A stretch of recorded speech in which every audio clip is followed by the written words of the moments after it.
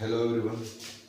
हमारा टॉपिक था India's foreign trade, जिसे हम कैरी कर रहे थे। उसके अंदर लास्ट टॉपिक हमने पढ़ा था इनवर्ड लुकिंग ट्रेड स्ट्रेटजी, यानी कि जो हमने ट्रेड स्ट्रेटजी, जो ट्रेड पॉलिसी अडोप्ट की थी, वो कौन सी ट्रेड पॉलिसी थी कि जिसके अंदर हम with in the country he trade करेंगे, यानी कि जो हमारा एक्सपोर्ट इंपोर्ट है उसके ऊपर बाउंडेशंस लगा देंगे। ठीक है, इन एडिशन ऑफ दैट हमारे यहाँ पे हम ज़्यादा से ज़्यादा प्रोडक्ट्स का प्रोडक्शन करेंगे। ठीक है, तो वो थी हमारी इनवर्ड लुकिंग ट्रेड स्ट्रेटजी, जिसके अंदर हमने फॉरेन कंपटीशन से अपने आप को सेव किया था। ठीक है, जो हमने लास्ट टॉपिक में पढ़ा था। Now the term comes is good effects and bad effects of inward looking trade strategy.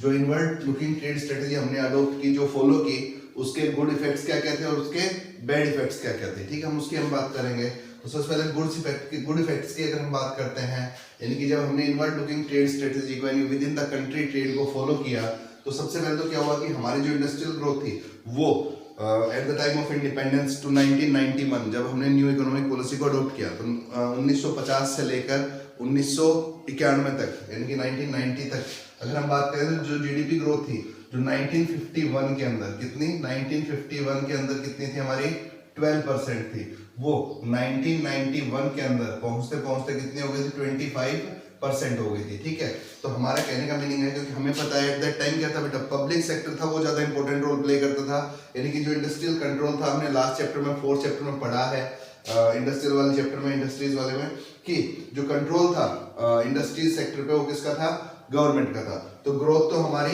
हुई, ग्रोथ तो हमारी 12% से हम कहाँ पहुंच गए 25% तक पहुंच गए थे। ठीक है, इसके अलावा अगर हम बात करें कि diversification of industrial goods, diversification का मतलब क्या होता है, विभिन्न क्षेत्रों के अंदर पहुंचना। तो हमारे यहाँ पे हम गुड्स का प्रोडक्शन तो कर ही रहे थे, लेकिन वो किस मैनर में, डाइवर्सिफिकेशन, यानी कि अलग अलग गुड्स का, क्योंकि हमें पता है जब ब्रिटिश रूल था हमारे यहाँ पे तब प्रोडक्शन होता ही नहीं था।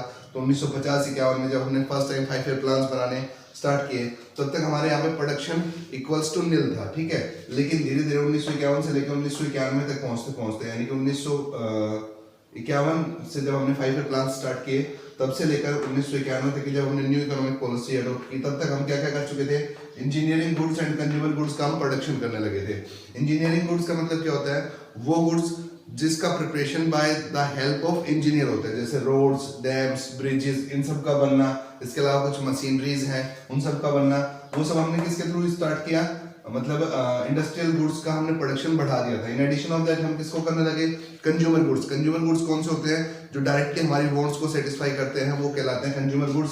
उसको हमने क्या किया, उनका प्रोडक्शन करना स्टार्ट कर दिया। तो हमने अलग अलग सेक्टर्स के अंदर प्रोडक्शन करना स्टार्ट कर दिया था। इसके अलावा सनराइज इंडस्ट्रीज, हमारे यहाँ सनराइज का मतलब क्या होता है बेटा, सनराइज मीन्स उगता हुआ सूरज, यानी कि जो तेजी से बढ़ रहा था, वो क्या था हमारा इलेक्ट्रॉनिक मार्केट।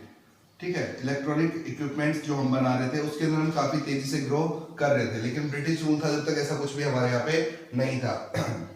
इसके अलावा इनवर्ड लुकिंग ट्रेड स्ट्रेटजी को अपनाने की वजह से क्या हुआ कि अब हमने बाहर से इंपोर्ट्स करना रेस्ट्रिक्शंस लगा दिए थे, इंपोर्ट्स पे, एक्सपोर्ट्स पे रेस्ट्रिक्शंस लगा दिए थे। तो हमारा जो ऑटोमोबाइल सेक्टर है वो भी ग्रो करने लगा। हम यहाँ पे खुद हमारे यहाँ पे प्रोडक्शन करना स्टार्ट किया हमने ऑटोमोबाइल्स का, यानी कि गाड़ियों का, एक्सेट्रा, इन सब चीजों का। ठीक है, इसके अलावा देखो क्या हुआ बेटा कि जब हमारे यहाँ पे इंडस्ट्रीज हमने खुद, मतलब with in the domestic territory, हमारे देश के अंदर अंदर जब हमें ट्रेड करना है, तो हमें जो स्मॉल, पहले हम इस बात की करते हैं प्रोटेक्शन टू एसएसआई। एसएसआई का मतलब है स्मॉल स्केल इंडस्ट्रीज, जैसे हमने लास्ट चैप्टर में पढ़ा था। तो स्मॉल स्केल इंडस्ट्रीज को जब हमने सेव कर लिया, बचा लिया, तो इससे क्या होगा, एक तो एम्प्लॉयमेंट जनरेट होगा। क्या होगा, एम्प्लॉयमेंट जनरेट होगा। क्यों, क्योंकि स्मॉल स्केल इंडस्ट्रीज है, उसके अंदर क्या होता है, लेबर इंटेंसिव टेक्निक का यूज किया जाता है, यानी कि लेबर का ज्यादा यूज किया जाता है। तो एक तो हमारी स्मॉल स्केल इंडस्ट्रीज थी वो बच गई थी, ताकि हमने उन्हें बंद नहीं करना पड़ा। क्यों, क्योंकि अगर स्मॉल स्केल पे जो काम कर रही थी, अगर इंटरनेशनल मार्केट के अंदर हम कम्पीट कर रहे होते तो ये लोग सर्वाइव नहीं कर पाते। लेकिन अभी हम क्या कर रहे थे, इनवर्ड लुकिंग ट्रेड स्ट्रेटजी थी, तो ये सेव हो गई। इसकी वजह से लोगों को क्या मिला, इन्वेस्टमेंट की अपॉर्चुनिटीज मिली। क्यों, क्योंकि हमने बात की थी स्मॉल स्केल इंडस्ट्रीज कौन सी होती हैं, जो स्मॉल स्केल पे काम करती है, जिसके अंदर कैपिटल की रिक्वायरमेंट होती है, वो क्या होती है, कम होती है। तो अब वो लोग भी जिनके पास पूंजी कम थी, वो लोग भी क्या कर सकते थे, निवेश कर सकते थे। तो इस मैनर में ये कुछ हमारे गुड इफेक्ट्स रहे किसके, इनवर्ड लुकिंग ट्रेड स्ट्रेटजी के। क्या क्या, हाई इंडस्ट्रियल ग्रोथ हुई हमारी, 12% से हम 25% पे पहुंच गए 1991 तक।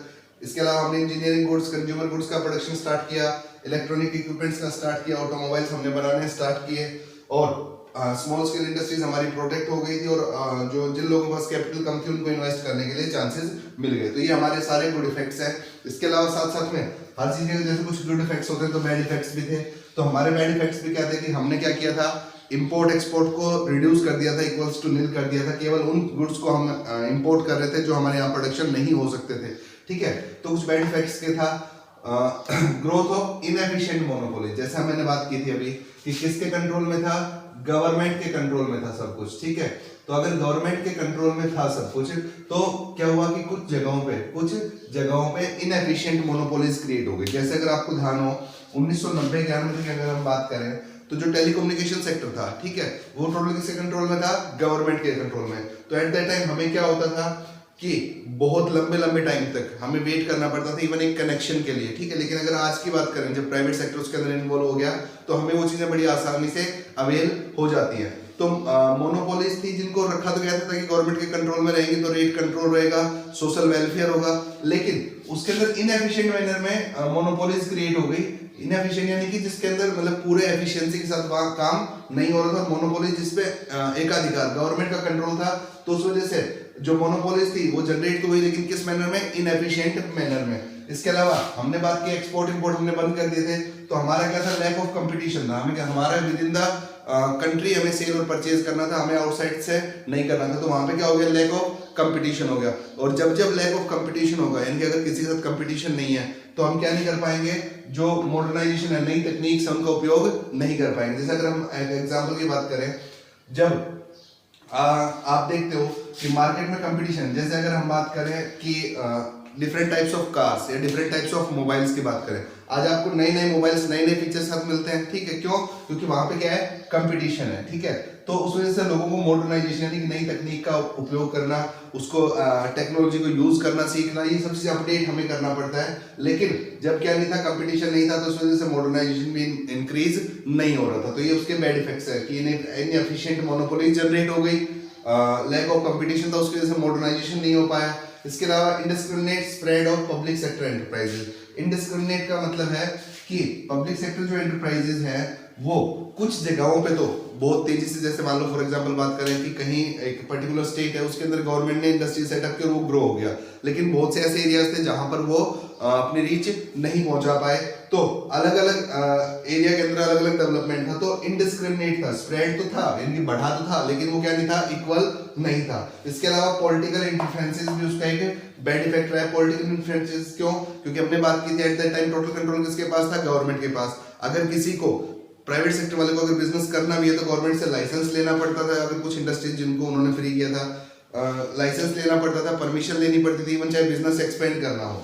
तो क्या होगा कि पॉलिटिकल यानी कि जो सरकारी हस्तक्षेप है वो रहेगा। क्यों रहेगा? क्योंकि क्या होता है कि दैट मींस करप्शन इंडिया का एक बहुत इंपॉर्टेंट पार्ट रहा है अब तक, जितनी भी इकोनॉमी हमारी रन की है। तो सरकारें जब बदलती थी तो उसके हिसाब से पॉलिसीज, रूल्स, रेगुलेशन बदलते थे, तो भी जो इंडस्ट्रियल सेक्टर उसके ऊपर इफेक्ट आता था। साथ में जिन लोगों के जानकार होते थे उनको लाइसेंस मिल जाते थे, जिनके नहीं होते थे उनको लाइसेंस नहीं मिलते थे। तो इस मैनर में हमारा पॉलिटिकल इंटरफेरेंसेस रहा है, जिसकी वजह से जो इंडस्ट्रियल सेक्टर जितनी तेजी से ग्रो कर सकता था